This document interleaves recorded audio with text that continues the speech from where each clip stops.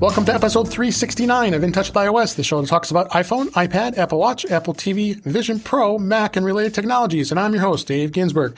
Before I introduce my panel, I just want to make sure everybody's aware I am out of town, but with my dedication, I wanted to make sure we had a show. So I am talking to you from Saratoga Springs, New York. I'm enjoying a great time with my friends, as well as playing a little bit of the races at the Saratoga racetrack, which is an absolutely beautiful place. Drinking my Saratoga water, as everybody has here. You got to have your Saratoga water, and so everybody can get a laugh at that as I introduce you guys. And but it's all great for you guys to be here. So, but with that, let's go ahead and introduce the panel this week. Jeff Gamet is here, and he was here early. Glad you're here, Jeff. How you doing? I'm doing all right, and I want you to know I am the real Jeff Gamet, even though I was here early. This is true. This is true. And Jill McKinley, as we probably announced, you are one of our regular contributors. I'm so glad you can have you each week as you are able to be here. And thanks for being here. How you doing?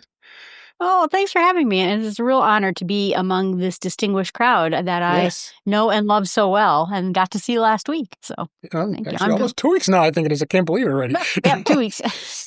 How dare you refer to us as distinguished? And also Chuck Joyner's here. I'm glad you were able to make it. You were having some late times there at work, but I appreciate you being here. How you doing, Chuck? Thank you, Dave. I do want to know, though, everybody on the podcast that believes that there's water in that bottle, raise your hands. I just drank it. See? Jill, you're so nice. Yeah, you guys. I've got a bridge I want to sell you. Your it Saratoga says natural water. Spring water.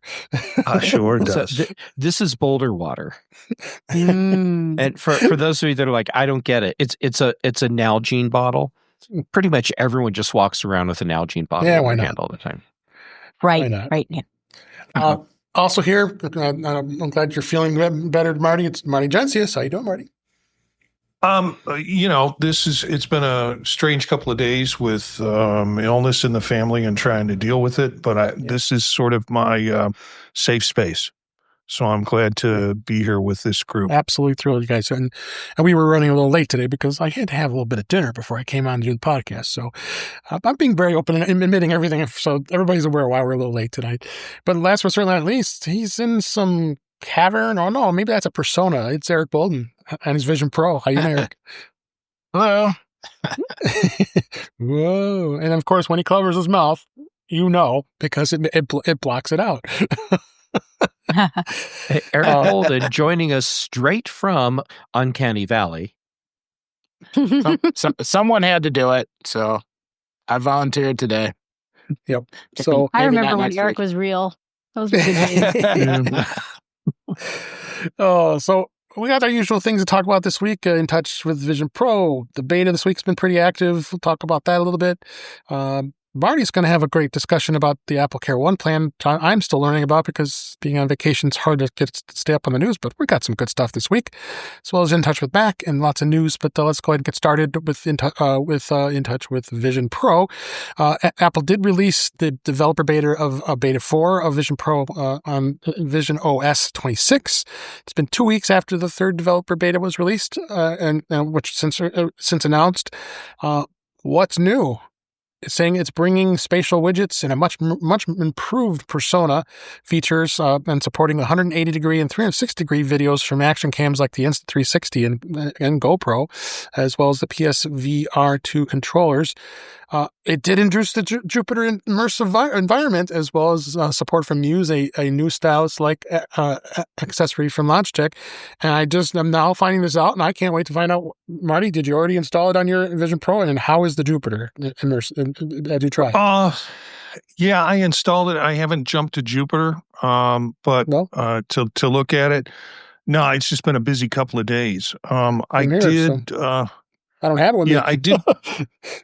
Yeah, I did put out a Pro Notes short podcast on it and looked at the difference between Beta 3 and Beta 4.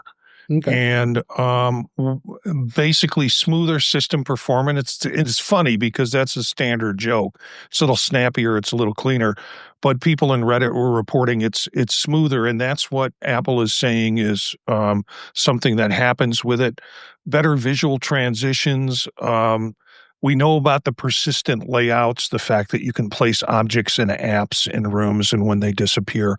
And then they're working more with the eye, the foveation and looking at different objects and making sure that those become clear. So that is better in this version. For developers, persistent API, place it once, it always stays there. And then also eye tracking is better with this, so visuals that adapt to you is what developers will get out of this shift from the beta 3 to the beta 4. Okay, Eric, you've been doing so much changing with your persona. I bet you did get to see Jupiter. I see no sign of Jupiter. No? So if it's in here, I don't know where it is. Or if they're just mentioning it because it was discussed at developer conference, and so they mentioned it each time. Okay. So I haven't seen it.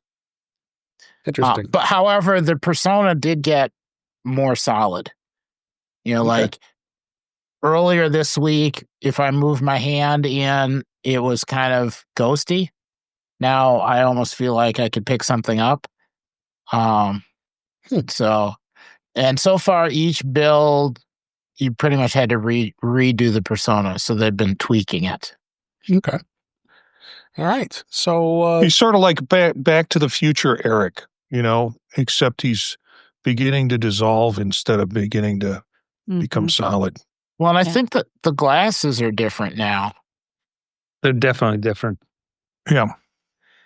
Yeah, because you were saying they weren't looking like your glasses before, right? Yeah, now they're pretty close. Oh my God, look how close that is. For those that are listening, he zoomed right onto his face, and we're looking at his glasses that are in his persona. Tilt your head back and let's look up your nostril, Eric. Let's look up your virtual nostril. This is scary. They are. Those that should be watching the video, you can watch back on youtube.com/InTouchWithOS. We'll leave that up here so you can see it. It's no, you shouldn't, folks. You shouldn't see it though. It is kind of freaky. It is, Eric. It's interesting that your glasses are sharper and seem to have more realistic details than your head. Yeah. Oh, wait a minute. My glasses are more real than me?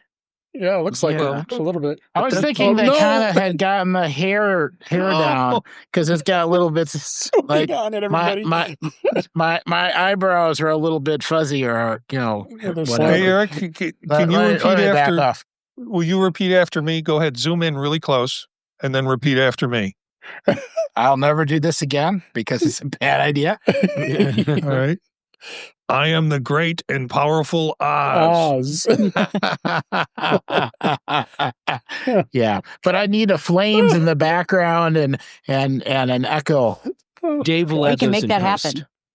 Future episode. I'm not that good yet. Oh gosh! All right, let's move on. Other article I had in here, and we talked about this on Vision Profiles, but I wanted to hit on a little bit more here, is Apple Magazine had a great article a week or two ago about setting up your Apple Vision Pro as a seamless start to spatial computing. And you can go through the article. We've got the link in the show notes. A couple things of note I wanted to hit on was the fitting of it. When you try to fit this headset for comfort, they have the optical inserts, and I believe neither of you, Marty or Eric, use the optical. You had those special ones. You didn't buy the actual ones that Apple provides, right, Eric? Oh, yeah. No, I have those too. Oh, you do. I got the other set because I was hoping that I could use them for people that were borrowing. Oh, right. Then you told me that. Yeah. So those tend to work out pretty good for you, right? It's for those who do wear glasses and can't use it without them. Excellent. So you do have to have them all the time, right? Because of your sight? Yes. Yeah. Okay. I wear readers, but when I take them off, I don't have a problem because it's magnified enough for my sight that I don't have any issues with that. But that's what's great about the Vision Pro is being able to have those in place. Another thing I mentioned was the actual pad that goes around it. I actually ended up buying 2 extra ones, and it actually fits a little better. And I haven't even had the thing for, we had it maybe a year and a half, 2 years, and I don't know that much that it would wear out. But when I was doing the demos at MacStack, we talked about it kept coming off all the time every time I switched out. So, but it seems to be working better with that. So, but this does go through some great things when it comes to the how you explore the Vision Pro, why it matters, and I should have took it on a trip, but I just with everything else I'm lugging around me, I was like, I was tempted, but I was like, I better not. I got enough that I'm carrying with me so that I didn't do it. Anything you want to add, Marty? As far as I know, we talked about this, and if you had some ideas with how this really laid out, what to experience when you set up a Vision Pro. This is a good article. I wish Apple would have produced something like this earlier on for folks, but it is a good review for folks who have a Vision Pro or folks like Chuck who will be getting a Vision Pro soon. That gets to the setup. Regarding the inserts, I wear contacts and glasses. So I wear readers when I'm up close, and then contacts will do distance vision for me. So I have, when I have my contacts in, I don't put in inserts. When I have my contacts out, I do have reader inserts that I put into the Vision Pro. But it's so often I have my contacts in that I forget that I need to put the inserts, or that I ever use the inserts. But I do on occasion, late at night when I want to watch a movie and my eyes are tired. Yeah. So, anybody add anything else to this? I don't think I have much else. None of you have Vision Pros, but always welcome some comments if you want. Right. Glad to see it progress. It's cool. Yeah, I think it's getting there. It's definitely getting there. So that's it about Vision Pro this week. Let's talk a little bit about beta. But before we get to beta, iOS 18.6 release candidate was released out in beta. That's the other beta, I guess you could call it. And as the launch is getting very close, as I said, when it's an RC, it's a release candidate. That means launch is imminent. And it was a beta for developers and the public betas at the same time. And that's covering all of the iOS, iPadOS, macOS. So you got macOS Sequoia 15.6, tvOS 18.6, watchOS 11.6, our fun little HomePod 18.6, and then Vision Pro, which 2.6 was also for just developers only. And they've been preparing this at all. There really isn't much else in here other than the fact that there's some EU-related changes that had to come. Hard to say when that'll get released, and if it'll ever get released in the US. I don't know if there's much else to say about this and relates to 18.6. I don't think anybody's on that, so there's probably not much else to say about it other than to be aware that potentially is coming very shortly here. It was released today, Dave. Oh, it was released today. Oh, thank you. Yep. But so I tried to install it and it didn't come up. So I am running 18.5 on my phone. Thank you for correcting me on that. It didn't come up. Let me see. Maybe it's going to come up now. Yeah, it still says 18.5. So maybe it's not for everybody. It might be just EU, which is very possible. So that's probably the case. So we can move on from that. But thank you for putting that in, highlighting that for me. iPadOS Beta 4 is also out, available in iPadOS. Let's move on to the latest of the beta.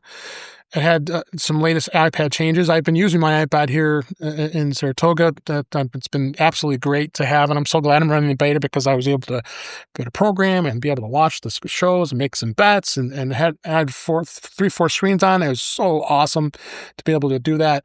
And some of the things that it's showing that has added that. They have just not. I mean, it really isn't saying much. There isn't really saying much to what else that they've got. Did any of you, Marty, or I don't know if Eric has it on his iPad. Did you can you see anything? Yeah, on the iPad. Go ahead, Eric. It does seem to be getting a little more stable. Okay. Each revision, I have fewer weird crashes. Fewer times where I'm in the middle of doing something and then all of a sudden I'm waiting for it to come back. So I'm assuming that's partly to get ready for the public beta. Uh-huh. Yeah, so, which we'll talk about in a second, because which that is out. But iOS 26 beta 4 is also out for the iPhone. Not much else there other than it's probably the next version, so it matches up more or less with the public beta. So, like I said, public beta was released today, this week, and for all devices, iPadOS, tvOS, watchOS, and macOS, I believe as well. And again, we tell people do not update. A lot of people have been warning, a lot through the press have been saying, yeah, do not update this first public beta. I don't think it's a very good idea. You should wait, especially if it's your primary devices. You heard me. I'm not running. I was more brave with the iPad for my primary iPad, only because I really wanted to try out the multi screens, and I'm loving it. Yeah. It's still taking get a little used to them, because you're so used to swiping up and moving windows around and changing. You can't do that anymore. I'm still used to trying to get used to the macOS icons to open up and close the windows and get to the menu and all that. So it's still taking some time to get used to that. But Dave, I have a question about. Yeah, go ahead. Okay, so you're running the current developer beta, right? Yeah. Mm-hmm. On my primary iPad, yes. On your primary iPad. Okay, so it's on my iPad mini. Yeah. I'm still having issues with the window buttons when I have multiple windows open. Getting those window buttons to actually function. Okay. And so I'm curious if you're having an issue. No, I was able to, other than getting used to navigating through them, I was having a little challenge just, because you want to tap and hold it because I wanted it automatically bring the 4 squares of the 4 different windows I have open. Right. Or if I want one and one next to each other, that's what's so great about it. It does it automatically, as well as being able to grab the little C at the backward C at the bottom right corner and drag it up or down to resize it the way you'd like. But no, I wasn't having. It might be maybe it's a Mac Mini thing. I don't know. I had to get stuck once. The resizing is fine. It's just when I go to use the window controls, the red, yellow, green buttons, the stoplight buttons. Mm-hmm. Yeah. When I tap there, so that expands, so you can actually use the buttons. A lot of the times, it just doesn't. Yeah. I had to get stuck once, but only once. Yeah. Oh yeah, I'm sorry. Maybe Jill. Oh no, I just had to get stuck once, but so far the windows have moved around, and then also enlarging it so that I can use the buttons has worked. But it did get stuck a couple of times for me, and I just closed the app and opened it back up, and it was fine. But yeah, I've had it happen. Okay. I'm actually updating the iPad right now because it wasn't updated. How about that? Live install of Beta 4 as I talk here. Possibly Jeff, go wrong. I have a mini. It's probably the iPad I use the most because it sits down. It sits in our living room, and that's where I read media in the morning. And I have noticed running the beta, I've noticed that there's been some wonkiness with the window resizing and trying to get it back to full, and also using the little squares to close out of it too. Mm-hmm. So I kind of have to jump and close it. Yeah, it could be.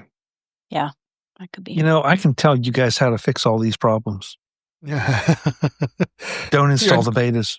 I thought the answer was Chuck buys us Vision Pros. No, just him.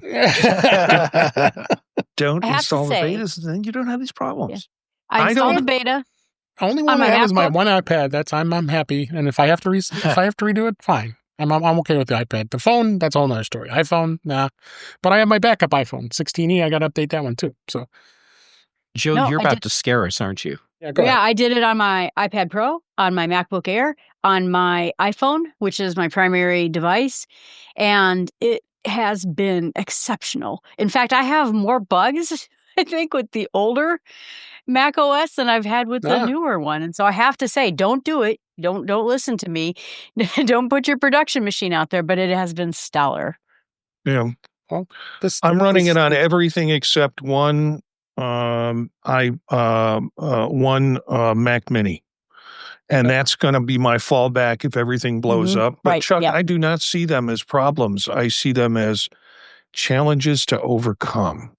And be ready for the new version. Growth opportunities. Yes. Yeah, you don't have enough. Listen, if you don't have enough challenges, I'm happy to send some your way. Oh no, I don't live that problem-free life that you have, Chuck. No, that's my aspiration, Marty, to be clear. It's that's kind of my point. I've got more than enough problems to overcome to satisfy my need to overcome problems. Yeah.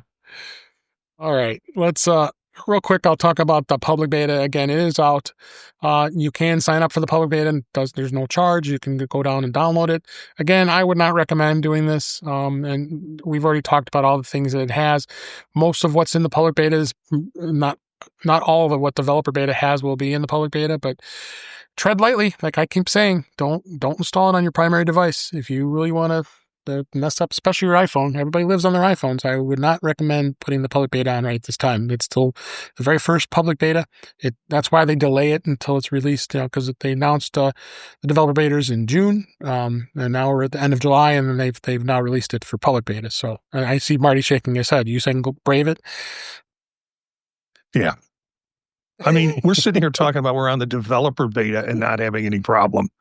And you're saying, don't load the public beta. Don't load the public beta. Because people, they're not like us. A lot of people are not going to be like us that are crazy enough to do it. You're at a racetrack these last couple of days, so you're not used to betting on? That's why I gamble. I haven't placed anything on anything on a horse in probably a year and a half. It's been a long time. Yeah. So, all right.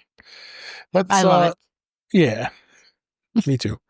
All right, so we'll move on and talk about quickly with tvOS is out. Beta 4 has been released to Apple users. There is a new feature in tvOS 26 that making AirPlay speakers better than ever. I'm almost tempted to put that on my Apple TV because I always have trouble getting AirPlay to work, especially on my HomePods. To see if they're doing some improvements on tvOS. watchOS, there really hasn't been much to talk about when it comes to that. Public betas are released on both those devices as well. And we go back to iOS a little bit here. Some of the beta changes. Marty, Jill, we'll go with you. Did you notice anything different on the iPhone? No, not really. I tried to look for something that seemed different or seemed more stable, and everything seems pretty much the same. I'm not much of a liquid glass connoisseur. Yeah. I see it, but, if they change something with it, I did not notice. Yeah. Okay. All right. Let's move on. And we can pop out of beta here, unless I got anything else to cover here. A couple other things that setting up a custom ringtone in seconds now. You can do that in iOS 26. Very simple to do. And you can go open the Files app and long press an MP3 or M4A audio file that you have less than 30 seconds long.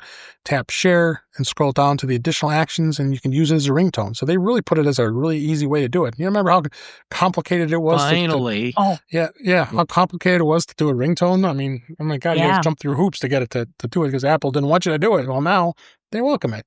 So I have this collection of 80s television shows, music, and video games that I made into ringtones 2 decades ago that I can now make use of. Yeah. That's playing a long game right there. I know. I've been waiting for this day. Been waiting. And then they did improve some stuff in messages. There was an annoying message problem. When you would tap and hold on any message bubble, and a new select option now appears alongside the familiar copy and reaction choices, finally resolving one of the message's most persistent frustrations. The select feature allows you to highlight specific portions of the text within the message as opposed to copying the entire message. They simply tap and hold on any message bubble, choose select, and the contextual menu, and then you drag the handles and highlight exactly what text you need. It will work across all message types, including text messages and iMessages. The new select text feature should come in handy with a range of scenarios. A good example is sharing a lengthy message containing multiple pieces of information like an address, a phone number, a restaurant recommendation, and you can kind of just highlight it and select it and then bring it over. So big improvement. So they are looking at some improvements here on messages, which I'm very pleased about. And then I the other need thing to experiment with that. Yeah, me too. I want to try it on my 16E. Yeah. Okay. Here's why I want to try it. I mean, first, The fact that we couldn't select part of a message years ago is absolutely ridiculous. But then the second thing is I want to see if selecting is improved in general, because that has always been a very weak part of iOS and iPadOS. Yeah. Absolutely. Before we move on, I want to say hello to everybody in the chat at youtube.com/intouchwithiOS. We have Brian F. in the chat. How you doing, Brian? We're so glad you're here. Jill's brother, Wither Bucket, is in the chat. He's been very active. Thanks for being here. And Guy Searle, he's back out there. And thanks for being here, Guy. We miss you. I'm glad you're in the chat joining us tonight. We really appreciate it. That's In Touch with iOS here at youtube.com/intouchwithiOS. I'm so glad you guys are here tonight. So let's go on, and one more thing I wanted to mention is about the watch gesture feature. If we did talk about this, some of the Apple Watch models is going to gain a new wrist flick feature gesture in watchOS 26 that allows a user to dismiss notifications and return their watch face with a simple wrist movement. The gesture works by turning your wrist over and back using the accelerometer and the gyroscope to detect the motion. And with that gesture, you can dismiss incoming notifications, mute calls, silence alarms and alerts, and return the watch to the watch face without needing to use your other hand. So when you when wrist flick joins existing double tap gesture as another one of the control options for the Apple Watch users. Features can be toggled on in settings, gestures, and wrist flick. The one thing it's only going to be available on the newer Apple Watch models. So if you have anything older than a Series 9, I still have a Series 9, then you are out of luck with this feature. And of course, a Series 10 is going to be used, as well as the Apple Watch Ultra 2 that will support this feature. And Apple doesn't say exactly why these older models doesn't support the feature, despite having the same sensors, but it does have a new machine learning model suggesting that only the newer chips found in these recent Apple Watch models are powerful enough to handle it. So I would go under that assumption that that's in there. So I don't know if anybody's tried that on the watch. Just hear me out. Absolutely. Go for it. Once again, they're creating an artificial distinction between models. Yeah. Well, at least I've got the 9 still. They didn't change that one. I might hold it for another year. Who knows? Because of that. Because holding on to it because sensor. You have all the features. Yeah, the oxygen sensor. That's why I never updated from my 8. I don't want to give up the sensors. Yeah. Anybody else want to add anything to that? All right. Let's move on and go on to In Touch with Mac this week. A couple things. One thing here, Apple did seed the 4th beta of macOS Tahoe to developers, and this is for testing purposes. You can download it now. It does feature, of course, we know the liquid glass redesign, and I'm very tempted to put it on this MacBook Air I use because this is my secondary Mac that I travel with. Because you know what, I'm finding that I want to get used to it quicker because I'm always behind when I'm not, and I don't have the betas on. So then when I have to be ready, I wanted to do some training and show people. And I think that's where I'm glad I have extra devices to do this on. So anybody that's on beta for Tahoe, you said, Jill, it's working really well for you? Yeah, I think I installed it last night and I played with it today, and everything seems great. Yeah. Anybody else want to add anything to that? All right. And let's go on. And Jill, I'm going to bring this to a segment that we've had from time to time, In Touch with AI. Jill has created an amazing ChatGPT shortcut that aggregates Apple News. She called it Apple News Scout. You shared that with me today, and I was like, wait, we got to talk about this on the show. So tell us, what did you do? And can you share it with everybody? We'd love to share it to our listeners, too, and viewers. Oh, yeah. I think I ended up sharing it to everyone, but if not, I will, and then I'll give you the link that you can do it. But essentially, I thought there's a lot of news out there that I read on a weekly basis, and some of them are the sources that you tend to read, and some of them are some other ones as well. And I am into GPTs now. I am creating GPTs left and right all over for everything. And so it's my new go-to thing. But the idea is that you can see what is just new, and rumor mill. So I asked it to distinguish between something that comes from a reliable source and something that seems to be rumor mill or a leak, and let us know. So, yeah. Yeah, share that make sure we put a link in our show notes here so we can have that for everybody. And we'd love to see how you created it too, because that'd be interesting to see if you have any tips on that. And so how people can create these things as well wouldn't be a bad idea. Yeah. Anybody have anything to add about that and questions? I think this is great. I mean, Marty, what do you think? Yeah, I mean, there are sources. There are like FeedSpot and other sources, but you have to wade through a lot of the rumor stuff, or a lot of the redone articles, or articles that have been stripped from other sources and redone on these websites and these kind of news media magazine stuff. So very valuable in terms of doing that. Oh yeah, I did this during lunch, and so it was very quick. But my thought is that I would like to put in some canned news sites that I know you like to go to, that I like to go to, and then we can actually list them out and say, please prioritize these first. So right now it's very generic, but I think we can make it better. Well, I think she's going to be on the task to help us make sure we even have more great information that we use for this show. So I appreciate you doing that, and I think everybody else is going to as well. Anybody else want to add anything to that? All right. So let's go on and move on. Another topic, Marty, I'm so glad you brought this to my attention. I saw it pop through these last couple of days, and I haven't had zero time to really look at it. I started poking around with it earlier today. I said, I better not do anything while I'm away from home to do this. But Apple did announced today AppleCare One. It's a new streamlined coverage into a single plan. And they say, of course, we're reading from the Apple's new news release, that it's an incredible value for a single plan. So basically what it is, you can they unveiled AppleCare One, which is a new way to for customers to cover multiple Apple products with one simple plan. So for just $19.99 a month, customers can protect up to 3 products in one plan, with an option to add more at any time for another additional $6 or $5.99 a month for each device with the AppleCare One. Seems like it sounds familiar here, like the Apple One bundle. Apple One. Yep. Yeah, so I think this is great. So it's just started today as we record this on the 24th of July. And they went through and talked about all the ways it covers. And it does include already owned eligible devices, which kind of makes me kind of question, do I really want to upgrade it? Because I definitely won't do it to my iPhone, because I trade it in every year. So there's no point, because I have to include the Apple One, AppleCare with it anyway. But they may change it when we trade in this time, and we may go to this plan. It's very possible, depending on how they want to bill it. But Marty, why don't you share with us what your experience was so far with this? Well, I saw it coming yesterday, talked a little bit about it last night on Old Mac Gang, and then got up this morning and got up ungodly early, even in Appleverse this morning, and attempted to go in. It's like, oh, good, it's the day I can do it. And the first time I tried to do it, it says, oh, there's an error here. Yeah, and I figure, well, it's maybe even too early for Appleverse.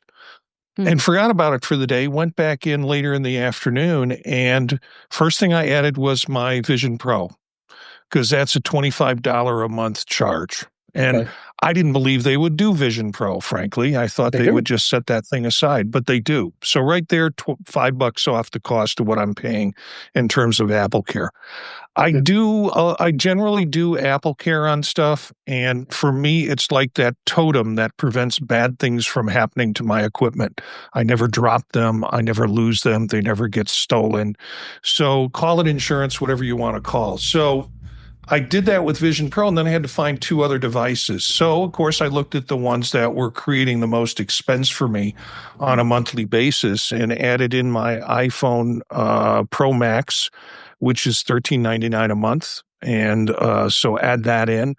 And then I added in, I think it might have been my 13-inch iPad Pro M4, which is $8.49 a month. So all of that then gets paid for $20 a month. Mm-hmm.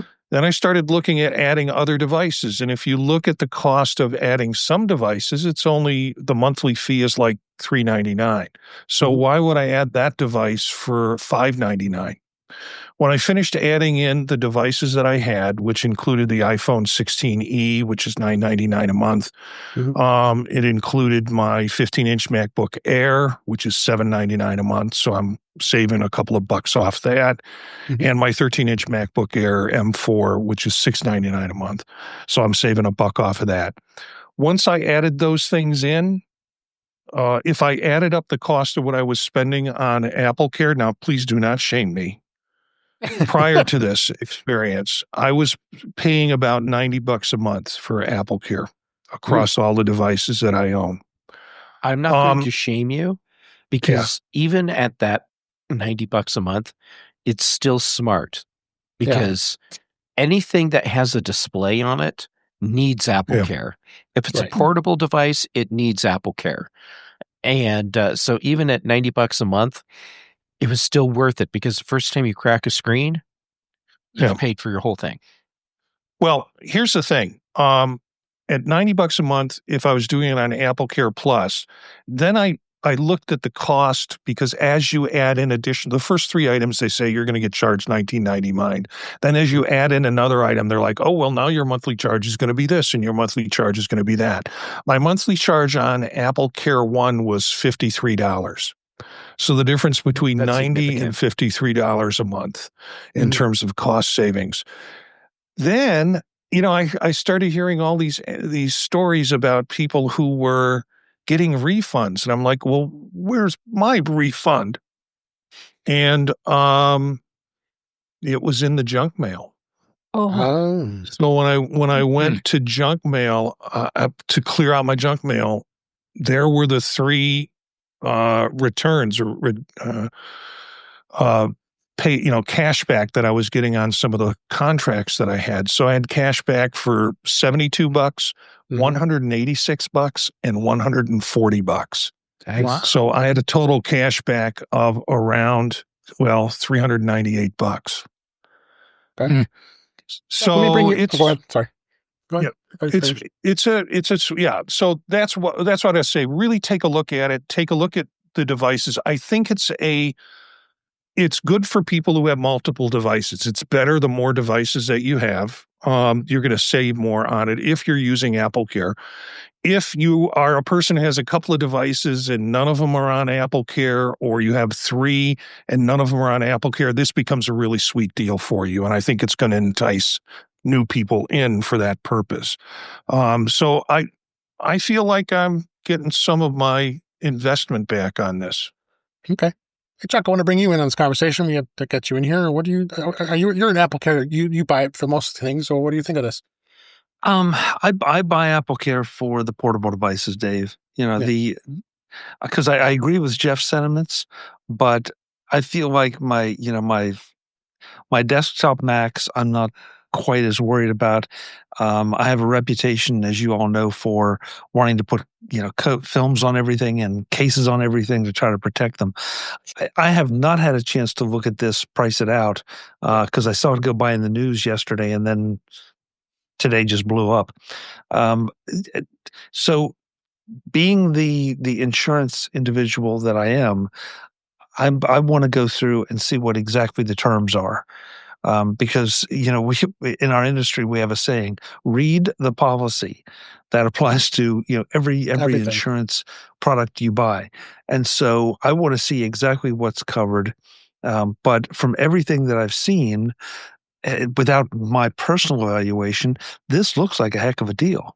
It does. I mean, especially if you have devices that you're moving around or take with you frequently, and again, to Jeff's point, ones with screens, absolutely. But if you're one of those people that packs up a mini and carries it from display to display, that too could be a deal. So I'm kind of anxious to see what, if I feed the devices I would want to protect in, what kind of dollar numbers it gives me. I love the idea, Marty. That really speaks highly, I think, of Apple to say that they're giving you a refund on things. Yeah, which they always do. Like when we trade in our iPhones, I always get a refund back on the AppleCare on it because it's only covered because it's supposed to cover for 2 full years. Trading in, give me my money back. A couple of things that I noticed about the process.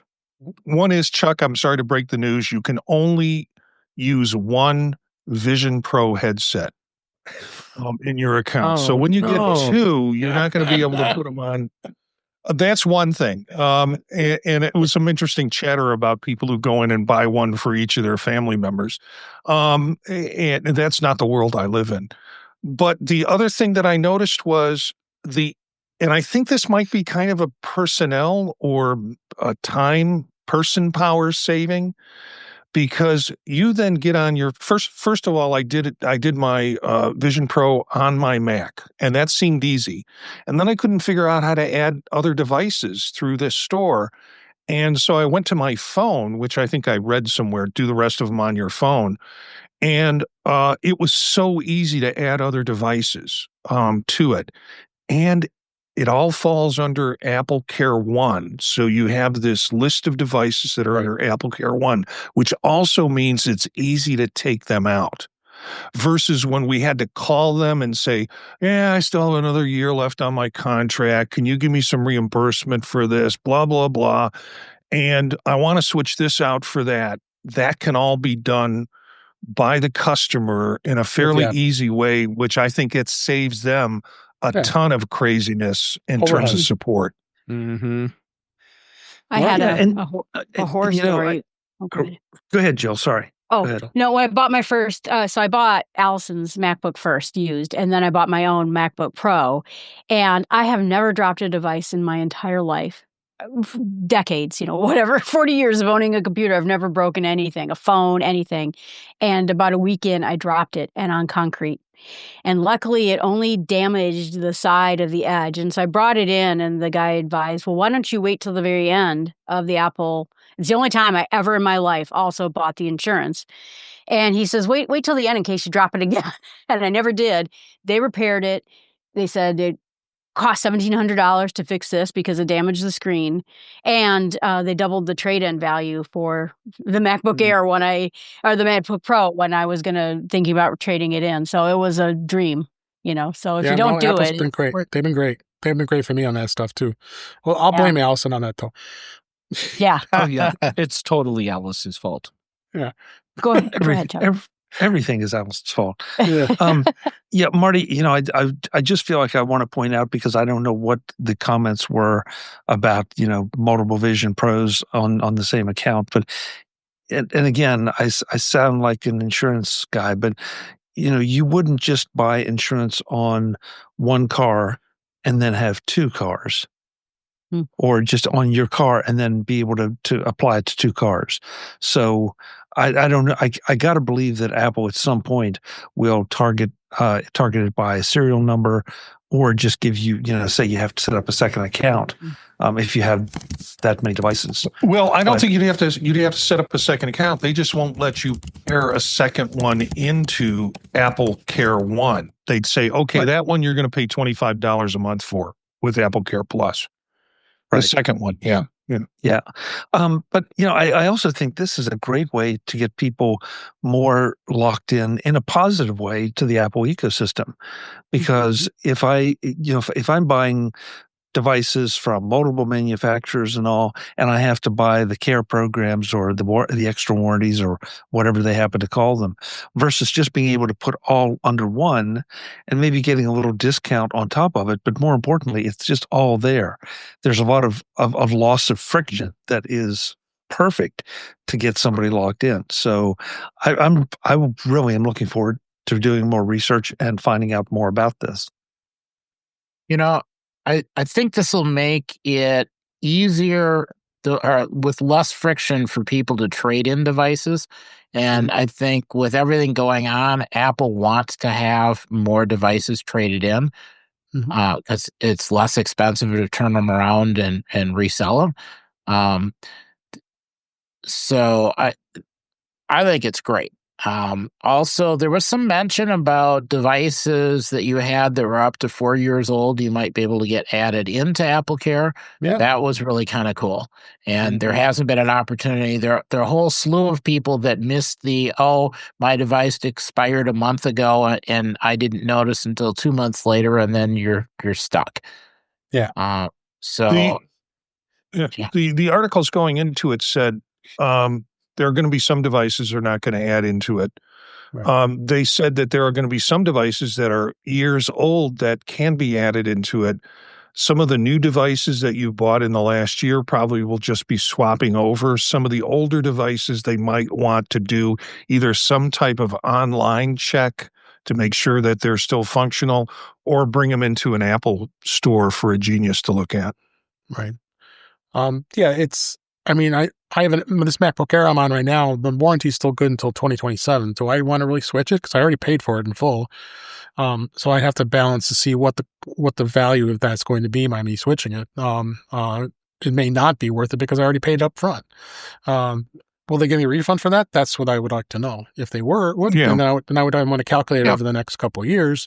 Then, that might be a good reason to do it. And I was going to also say that I just renewed my M1 MacBook Pro for a year, and I think I paid like $149 for it. Maybe that might be better off that I get out of that, give me that money back, and then just put it on the $19.99 until I'm ready to switch to a newer model. So that's the reason too. So being able to be on a monthly plan and cancel it and not have to worry about getting these refunds too. But go ahead, Chuck. Yeah. No, Marty, I want to ask you, because you've done a lot more analysis than I have. But from what I see, I can't see anything that Apple's doing wrong here, or that that there's anything for anybody, even the staunchest critics, to complain about. Have I missed anything that you think that, well, it would be nice if they did this, did that, or could have done this, could have done that? Well, again, it depends. It's going to still depend on the marketer, the consumer making decisions about it, because there are some products that they could own that put them if they bundle those three, it puts them a sub to $20. So in that case, they're actually losing money by going into the bundle instead of keeping separate accounts. I saw one comment on one of the articles on it where a person said it would be really nice if they just put a calculator on their website. I was going to bring that up. Because it would make it so much easier. I wound up doing, to get my analysis of the cost, I basically used ChatGPT and then found some of the responses that they gave me wrong, because it was saying all iPads will go for this. This is what the monthly cost is. And the problem with it was, iPad Pros with an M4, completely different AppleCare costs than iPad minis or other iPads. So I went product by product and that I had and got the costs that I was paying for. Frankly, it was easier to do that than it was to try and find the receipts. Of what it is. Yeah, but they should be able to look it up. So anyway, any last more comments about this before we move on from this topic? This was a really good discussion. Yeah, I think the Apple ID for all of the devices has to be the same. So for people that have a family where each person in the family has a different Apple ID, then it doesn't quite work, even if they're on a family plan. So eventually I would like it to be something where you can have a family plan and combine devices. But that doesn't look like that's available yet. It's not the case. Yeah. So, all right. That was a great discussion. Appreciate it. Let's move on to some of the news for this week. iPhone.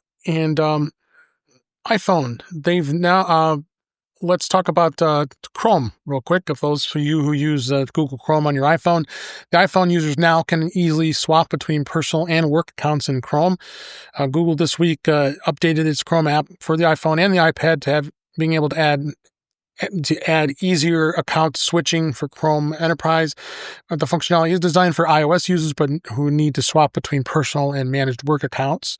When a Chrome user switches from a personal account to a managed work account, using the added functionality, Chrome ensures that the data for the managed account stays separate. Now, that means the browsing history and the bookmarks and all the other work-related tabs will stay there. It'll improve upon this as well. I have an account for In Touch with iOS that I use Google Workspace, and that's the same setup that most schools use. That's a good example to being able to keep your accounts separate. My wife does it too. She's a school teacher, and she has it on her personal Mac that she has a separate account on her Mac, but you never were able to use this on the iPhone or the iPad. So Eric, with you being in education, what do you think on this? I think it's great. I don't use Chrome myself, but I definitely work with people who use it a lot, and it's really the only way to work around the issue of not having everything kind of scrambled. Yep. How about you, Marty? I don't know if the colleges probably don't use this as much, but what do you think? Oh, no. I mean, colleges use Chrome. The other thing that because everybody's using Google Docs, and so Chrome it runs best on. And after the shaming I got on last week's show from Mike Potter, I have switched over to Firefox as much as I can. But yeah, the colleges still use it, and then K through 12 really uses it because one of the largest LMSs they use, learning management systems, is Google Classrooms. Right. So all of that's integrated with Google, so the kids are Googling out early, and they're gathering really valuable information from 10-year-olds and selling it on the market. The horrible thing is that's actually true. Yeah, I know. Yeah. What do you think, Jeff? Hey, isn't this great? Now Google can have in-depth knowledge about your personal web activity and business activity, and it's easier for you. They can tie it together. They can tie it together. Yeah, they can absolutely tie it together. That said, there are a lot of people that have to do things with a business account versus a personal account, and it was a pain in the butt if you were doing that on your phone. So this was a necessary thing. Chuck, anything on it? Just that I'm surprised that. I mean, one of two things. I'm surprised other browsers haven't done this, and I feel like maybe they've been listening to a lot of the shows we all do, because I know I personally have one browser that I use for professional work, and then I use other browser or browsers for my personal stuff, and never the two shall meet if I can avoid it. And now, and I'm not about to, because for all the reasons Jeff just said and Jill just said, I'm not going to suddenly switch over and use two identities in Google or in Chrome, pardon me. But I really like the idea of being able to segregate that, and I've just done it, not exactly in analog fashion, but I've just used two separate browsers. So if you're a big fan of Chrome, and I know Jeff loves, the Workona plugin for Chrome, hey, great, go for it. If that's what you need to do. But this is a prediction, but I predict that there will be other browsers that'll be doing this, and maybe not for nefarious reasons, but just because it's going to become popular. But I'm going to have to tell you, if you're doing if you're doing it in a desktop browser, all the Chromium-based browsers make it real easy to have multiple Google accounts, and then you can just jump between them. And and if you want to get super crazy with it, you mentioned Workona. I can have different tab groups in Workona logged into different Google IDs simultaneously. You can. I found this out last week. Workona has a plugin for Firefox. So I'm getting all my Workona through Firefox right now. Good. Yep. And Firefox does have profiles too, because I have a profile that I use, my main profile, that syncs all my work bookmarks and all the settings. And anytime I sign into any other computer that's mine, it automatically syncs it over. You can create multiple profiles. So, like you said, Jeff, the Chromium-based browsers do as well. Edge, that's another good one. Microsoft. You can that's have what I'm actually personal and business easily, because I use Edge for work, and they don't. I tend to not want to put my personal account on my work computer. So, but if you have companies like, in the case, like I said, my wife, she works for a school district, they do allow it, so she can have her work profile and her personal profile. But since they're in the Google ecosystem, she's pretty much using Chrome. So, anybody else want anything before we move on? All right. other we want to talk about here is BMW. They have confirmed they have no plans to offer CarPlay Ultra. This was just announced today as we record this. They have confirmed that they will not support Apple's next generation CarPlay Ultra platforms in any of its upcoming vehicles.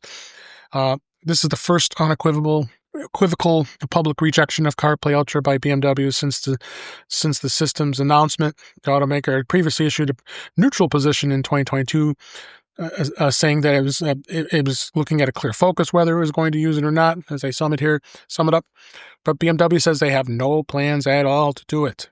So could this be a trend with other car manufacturers? Jeff, what do you think on this? When Apple announced CarPlay Ultra, I thought this looks so cool.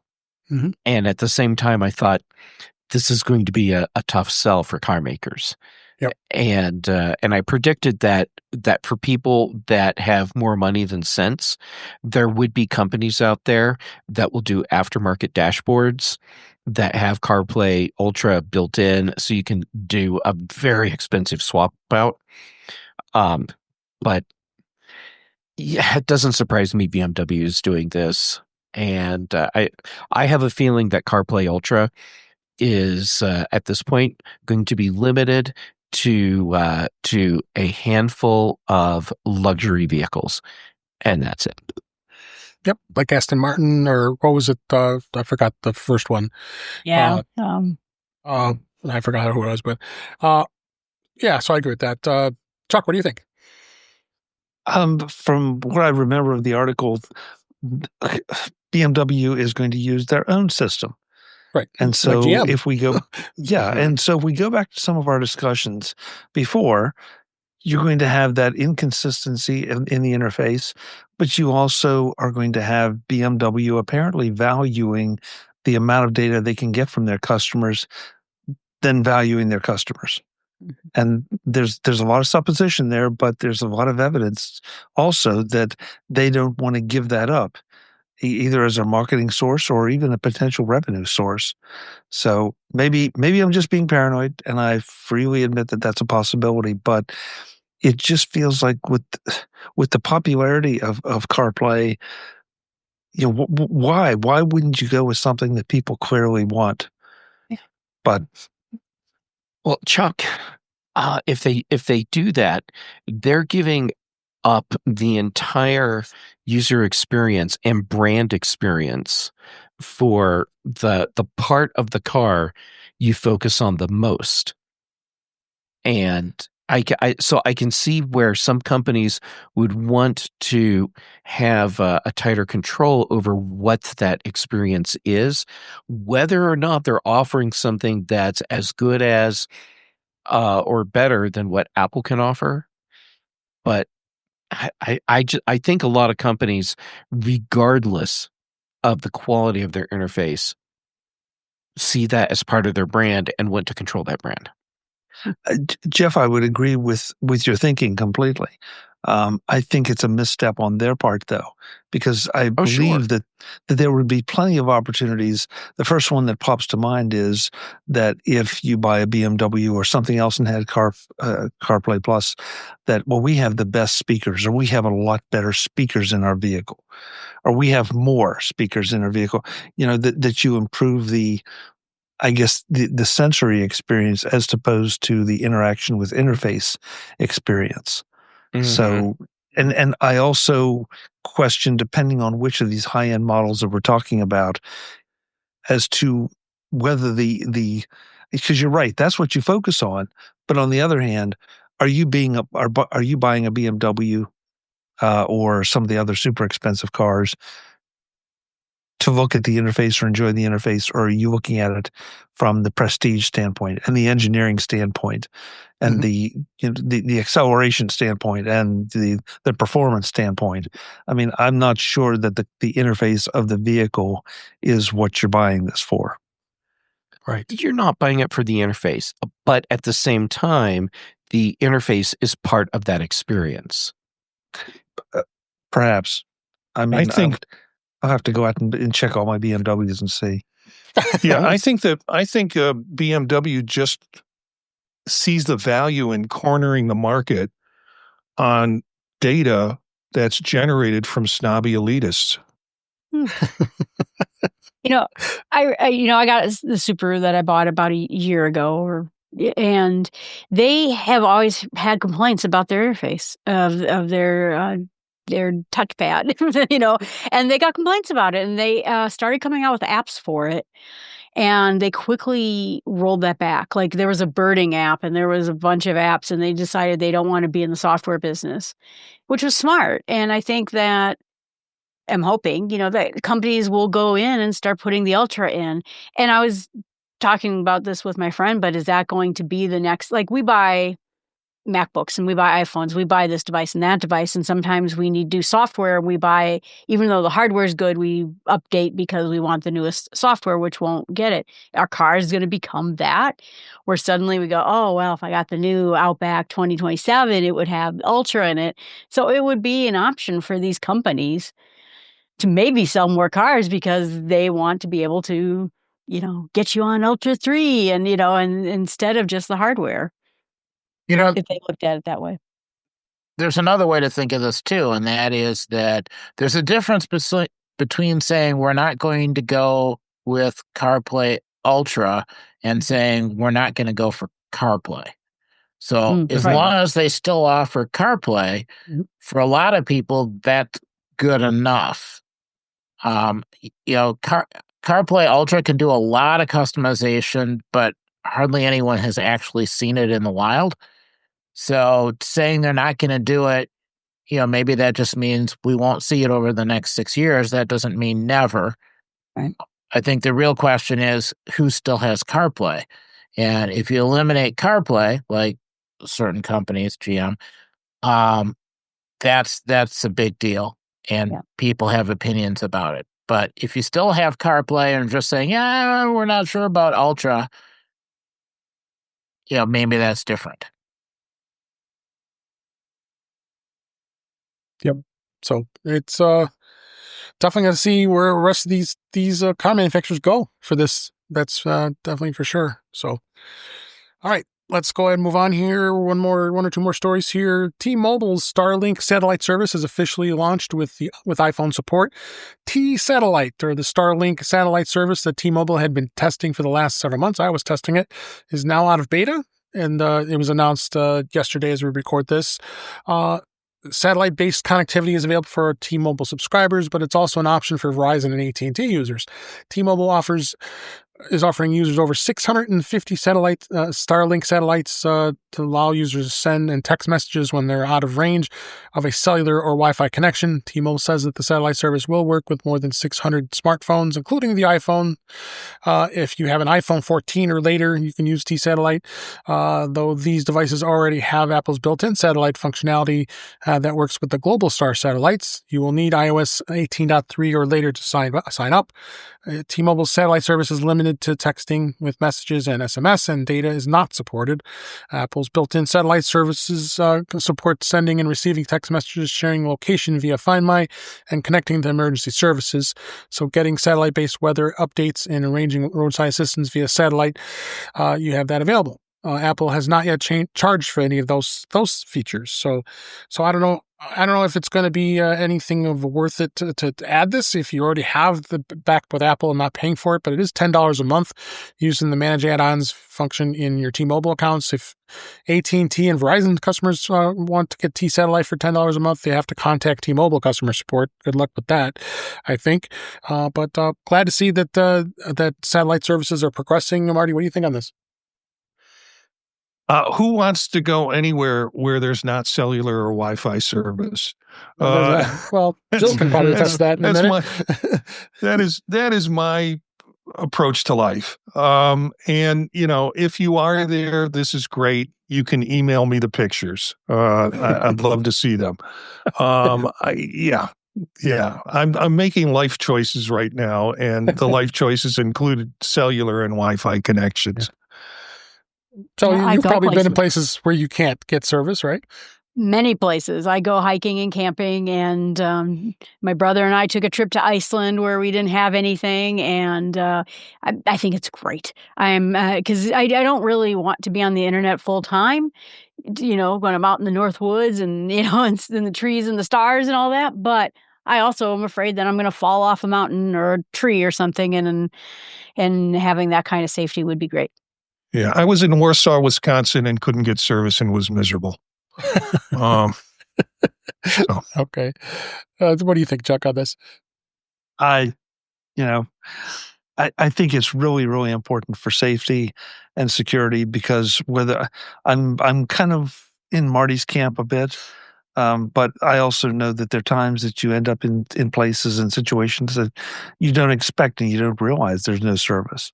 Right. And if an emergency occurs in one of those, I'd rather have the service, even if it's a premium service or whatever hoops I need to jump through. And the other thing too is this is the way that the world is going. I mean, pretty soon you're never going to be able to be out of touch unless you just really, really actively want to, or take yourself off. Yeah. Because there are too many crazy people that do stupid things, and then they want themselves to be rescued. Mm-hmm. So, Jeff, you have thoughts?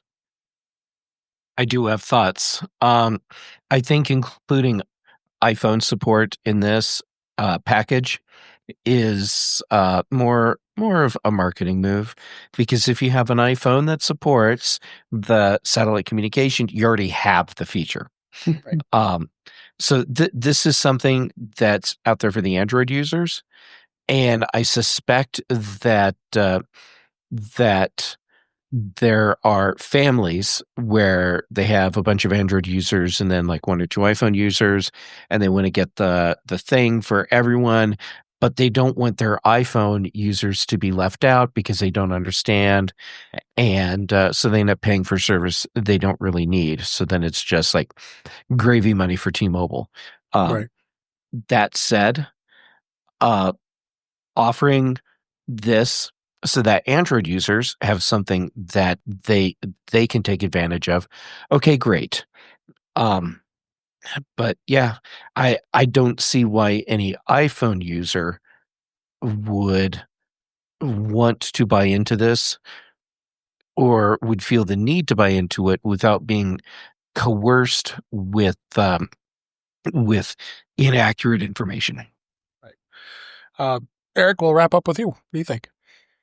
Yeah, I was just curious about how well this works in like heavy tree cover areas. If there are places where you can't get line of sight to a satellite for the Apple system, but maybe you could get this one to work.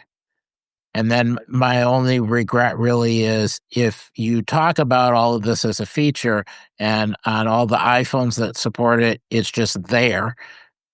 How many times are people assuming they have it, but they didn't actually sign up for it and then are in the middle of nowhere expecting it? Right. My experience with being up in the North Woods is that it works great with trees. It works great in but it works better than like XM radio, where it cuts in and out. It's much better than that. But I was in a very bluffy area of Minnesota, and when we were in the midst of it, it was not there. So the bluffs killed it off. One thing it'll be interesting to see how they handle AT&T and Verizon customers, because they have to contact T-Mobile to get it. Well, they can have a separate bill with T-Mobile just to pay $10 a month for it. Sure. I'd be curious to see where that goes. I mean, as long as you have an iPhone, you've got the SOS feature already. So it'll be definitely interesting to see where this goes. That's for sure. Line of sight through trees is not a problem in my universe. Yeah, absolutely. But did this offer more than what Apple offers for free? I mean, with Apple, it offers it's texting. less. It offers less. Less, yeah, actually. Okay. Because then Apple's is free, but you gotta figure Apple's going to charge for it eventually. You would think, right? So far they haven't, so we'll see where it goes. They love the life-saving stories. Yes. All right. So that was a that was a great show for this week. But before we wrap up, I'm going to still continue to talk about Macstock. We all miss Macstock, and already it's been, I can't believe it, 2 weeks already, almost as we record this, and we're missing each other already. But you still can relive what happened as we wrapped up 2025. Attendees who attended are going to receive a link for the session recordings when they're ready. Mike Potter said that they'll be about 30 to 45 days or so. Hopefully we'll get to see them soon. I'll be looking forward to that. But if you miss Macstock, we didn't miss you. Well, why not purchase a digital pass? You can relive all the amazing presentations. There's going to be a link in the show notes so you can click and purchase this digital pass. Macstock 10 has already been announced. It's going to be July 10th, 11th, and 12th of 2026. So I hope you can join us there. But just click a link in the show notes. The Macstock 9 digital pass. It's not that expensive. You'll get 3 full days of great content from all of us. Most of us that were there. All of us were there. What am I talking about? Everybody on this panel. And almost all of us spoke. 4 of us 6 did speak. So please come check us out. Come check out that digital pass and support Macstock, and come grab that because he'll have that ready. You can pre-purchase it right now. Just go to the website. It's macstockconferenceandexpo.com, but use that link in the show notes. It brings you right to that link. So that'd be great. That'd be great here. So with that, let's go ahead and wrap up for this week. That's a wrap for this week. Please send your comments, questions, suggestions to our email address, which is feedback@intouchwithios.com. You can follow us on Blue Sky and Mastodon, both at In Touch with iOS. Support the show by buying me a coffee at intouchwithios.com/coffee. We'd really appreciate it. You can become a patron of the show by going to patreon.com/intouchwithios. We have 2 tiers available to support the show. We really appreciate it. Make sure you like, share, and subscribe when you're notified when we are live streaming, which is Thursday nights, usually at 8 p.m. Eastern Time, 5 p.m. Pacific. We're a little late today, but I had a good reason.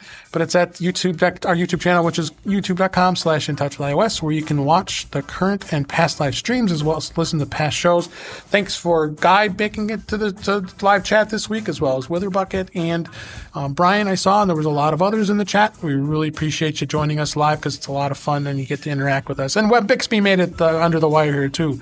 Glad you were able to make it as well. So thank you for that. And you also can go to our page on Flipboard, which is the link is in the show notes. That's where we actually I push all the articles that we talk about this week. That link is in our show notes. You can subscribe to the show in your favorite podcatcher, which includes Pocket Cast, Overcast, Apple Podcasts, but many others. But better yet, go to our website, which is intouchwithios.com, where all the links to all the ways to listen to us are there on that site.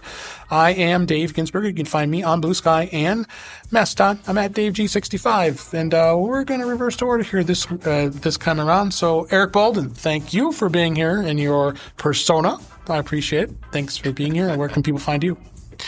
I can be found at EA Bolden at mas.to on Mastodon. Otherwise, Mondays on Vision Profiles.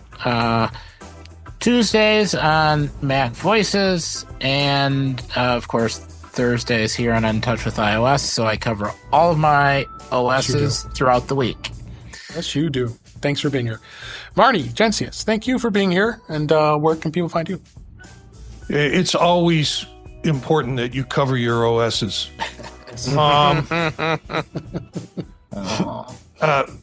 Monday nights, 9 p.m. Eastern time, we do live stream of Vision Profiles with Eric, Dave, and Daniel on occasion. Tuesdays with Chuck on In Touch or on Mac Voices. Other projects I do, you can find thepodtalk.net, other different podcasts and other streams that I do. And then, of course, Thursday here with In Touch with iOS, and glad to be with this group. Yes. It's always kind of a good end of the week thing for me. So thanks for having me be a part of that. And it's so great to see my friends here. Me too. All right. And Chuck Joyner, thank you for being here. Always a pleasure having you back here, and you made it this week. And where can people find you? MacVoices.com. That's where you'll find everything I'm doing. We do the live show, as was mentioned, on Tuesday nights at 8 p.m. Eastern at youtube.com/MacVoicesTV. And on all of the socials, you can find me as @ChuckJoyner, or almost all of the socials. There's still some that I'm not actually on. Thank you. Appreciate it. And Jill McKinley, I'm so excited that you're going to be a regular contributor here. Appreciate it. Where can people find you? Well, I didn't say I'd contribute. I said I'd be regular. No, I'm just kidding. Besides this, you can find me. I have 4 podcasts and 3 YouTube channels. Jill from the North Woods. A website is coming soon that I'll have it because I'm just embarrassed to keep answering this question and not have a good answer for it. But you can find me with startwithsmallsteps.com, Start With Small Steps podcast, and on YouTube as well. And then they have links to everything else there. Great. Thank you, Joe. Appreciate it. Last but certainly not least, Jeff Gamet. I'm glad you were able to make it this week. Appreciate it. Where can people find you? I'm glad it worked out, too. I'm happy to be here. And Jill, I'm so excited that you're just part of the team now. Aww. Yeah. That's super cool. I feel like the IQ shot up a few notches because you're here. Yes. Yeah. You know, so no pressure. I hope so. Thank you. All right. So where can people find me? Jay Gamet on social media. Pretty much everywhere. Active right now on Mastodon and PixelFed and Blue Sky. Then for shows, Tuesdays on Chuck's Mac Voices Live. Here on Thursdays for Dave's In Touch with iOS. Thursdays and Fridays on the British Tech Network for The Big Show and The Mac Show. Brian Chaffin and I do The Context Machine, and Patrice Brendamore and I do Retro Rewatch. Thank you so much, Jeff. Appreciate it. And thank you for listening. Thank you for watching. So glad to see everybody in the chat room and on YouTube. And we'll be back next week. I'll be back in my normal spot after my little vacation this week. But until then, thanks again, and we'll talk again soon.